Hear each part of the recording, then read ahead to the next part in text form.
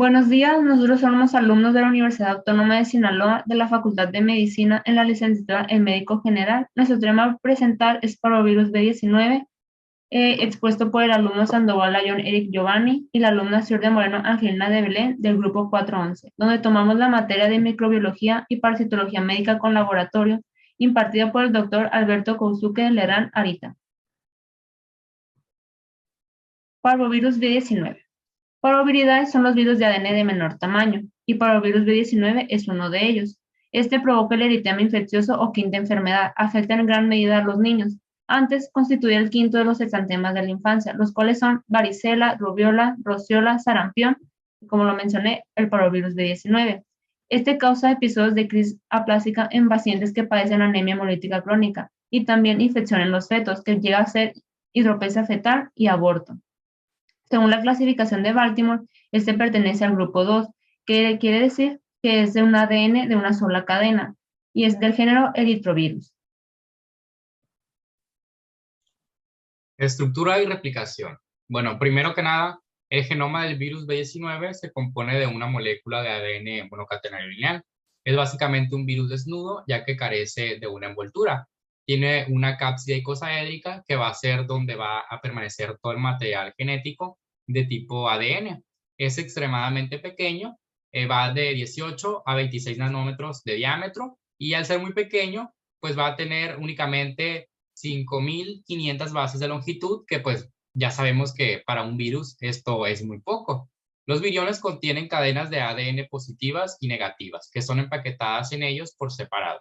Lo que es todo el proceso de transcripción, replicación y el ensamblaje se van a realizar en el núcleo. Y pues finalmente el virus se va a liberar por lisis celular. Lo que podemos ver en pantalla del lado derecho, pues es un esquema donde se muestra todo el proceso de la replicación, el cual yo voy a desglosar y voy a explicar más detalladamente en la siguiente diapositiva. Bien, continuando entonces, pues en cuanto a la morfología, es simple básicamente. Cuenta con una cápside icosaédrica, lo que ya venía comentando, y dentro de esta se encuentra el material genético de tipo ADN.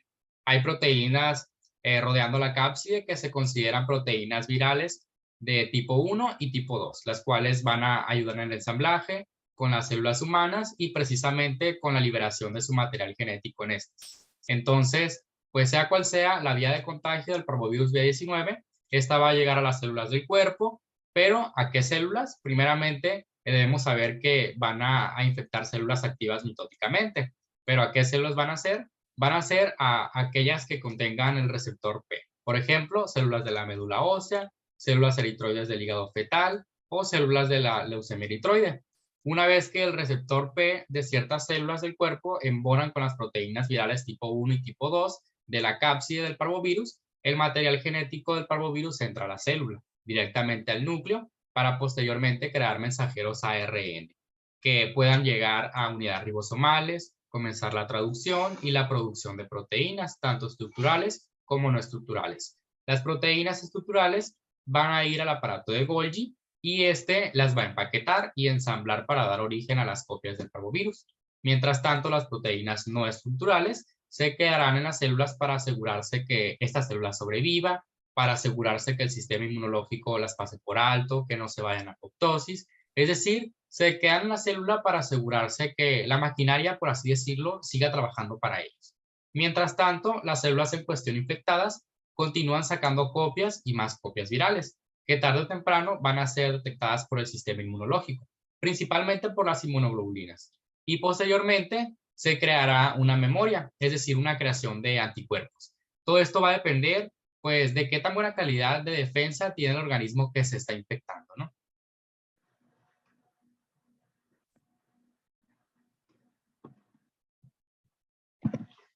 La transmisión. ¿Cómo una persona va a lograr contraer esta infección? Primero es por la inhalación de aerosoles. También puede llevarse a cabo por la sangre de transfusión infectada por medio de la placenta, que quiere decir de madre a feto, pero centrándonos en la inhalación de aerosoles, que es la vía más común que se presenta en el ser humano, es por medio de gotículas, sean por medio de una persona que tosió o estornudó. Estas gotas van a llevar en ellas el parvovirus B19, el cual va a ingresar por las vías respiratorias superiores, va a llegar a los pulmones, sin embargo, no se va a replicar aquí, porque como se mencionó anteriormente, como lo dijo mi compañero, el parvovirus COVID-19 requiere de células en mitosis activa para replicarse, entonces pues no va a hacerlo en el aparato respiratorio, sino que va a viajar hasta la médula ósea y ahí va a continuar su proceso. Dicho proceso va a iniciar con lo que viene siendo la patogenia o la inmunidad. Ya una vez que el parvovirus está en la médula ósea, se van a unir a las células del huésped. ¿Qué células del huésped? Los peritroblastos. Es una de las etapas que un eritrocito necesita para llegar a ser un eritrocito, que está principalmente en mitosis activa, este peritroblasto. Se va a unir a la célula del huésped, el cual tiene receptor globócido o antígeno P, G4-BCR. No todas las células que expresan este antígeno van a servir para que el virus se reproduzca, porque aquellas que no sean eritroides van a bloquear la transcripción viral, entonces pues no se va a llevar a cabo.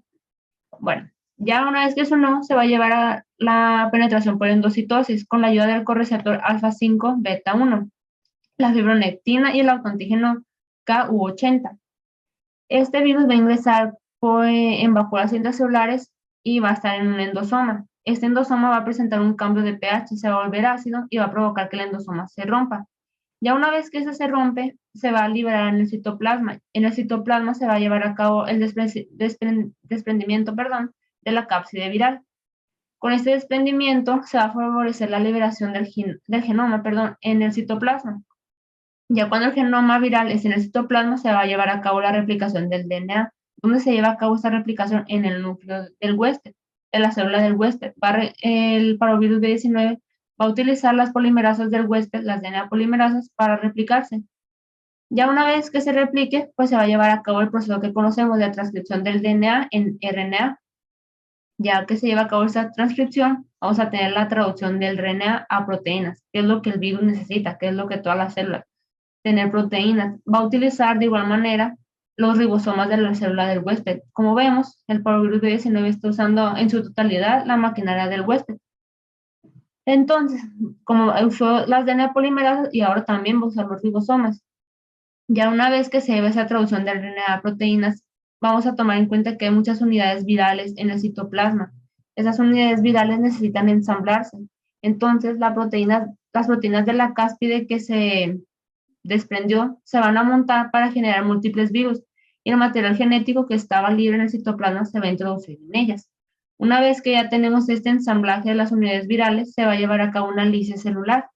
Las proteínas BP1 y NS1 provocan citotoxicidad celular en el proeritroblasto, entonces van a causar pues, lo que viene siendo la apoptosis por vías de caspasa 3 y 9. Y así se van a liberar las partículas virales para ir a infectar a otra persona o a otro huésped.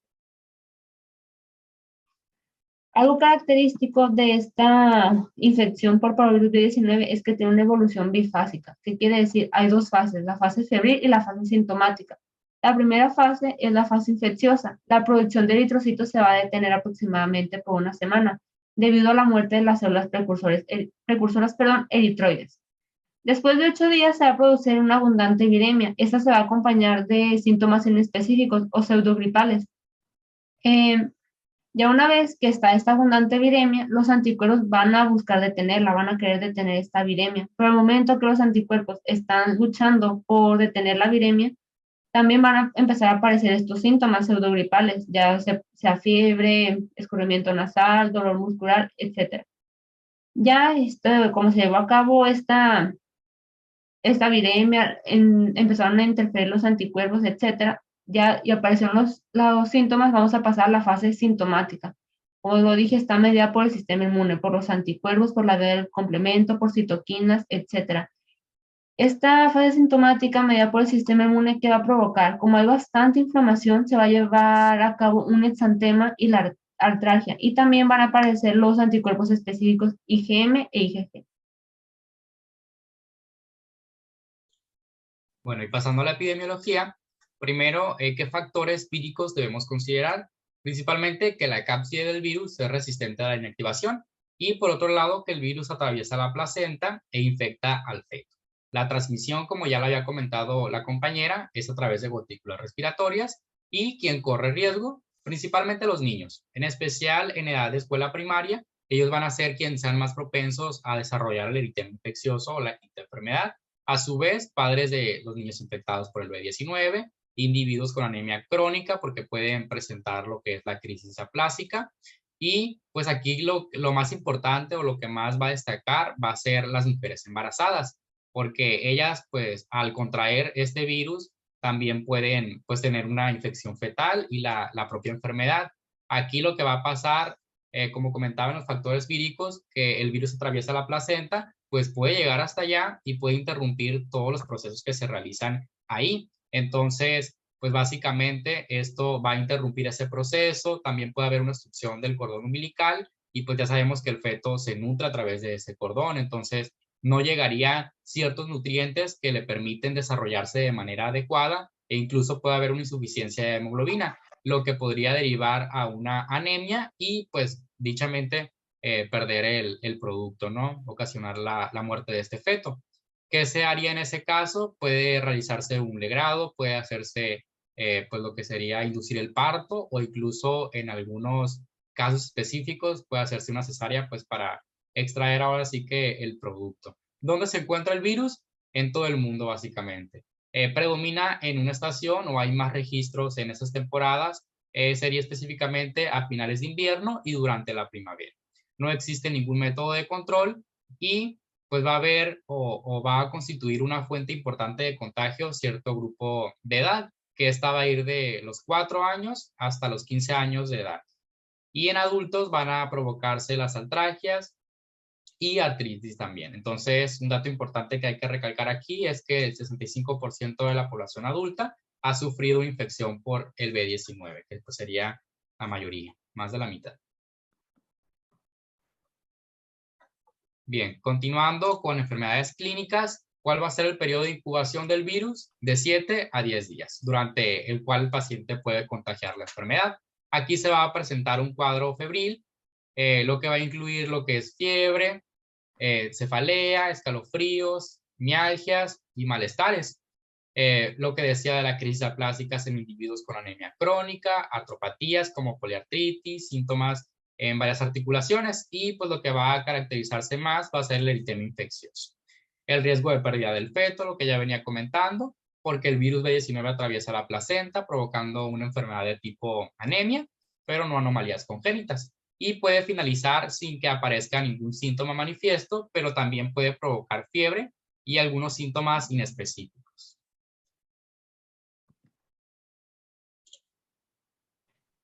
Bien, entonces comentaba que puede presentarse fiebre y síntomas inespecíficos como cuáles, como la faringodinia, escalofríos, malestar y mialgias, e inclusive descensos de los valores de hemoglobina.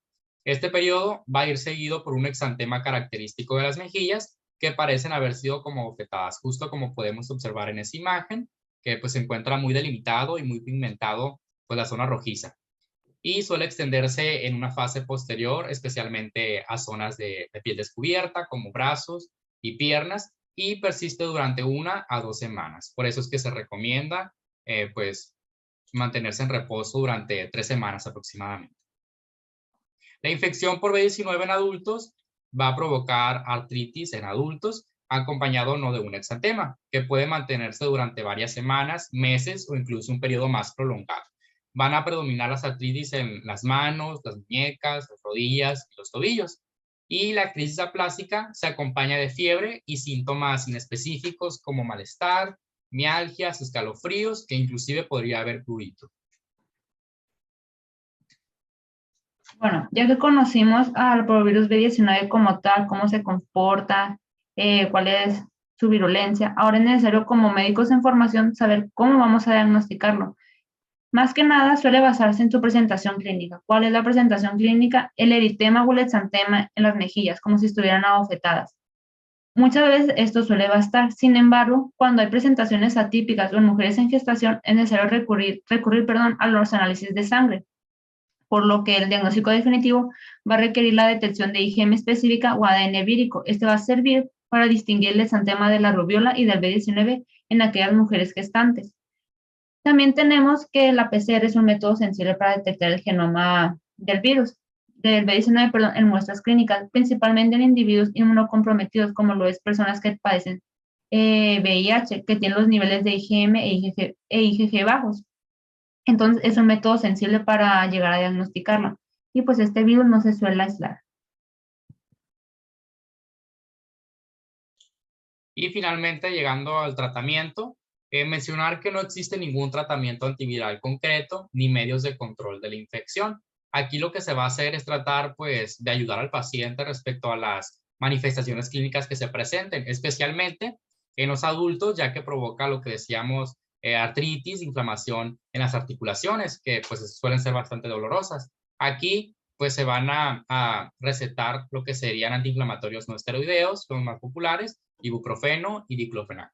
En caso de que se presente o se desarrolle una anemia, podría necesitarse de una transfusión sanguínea.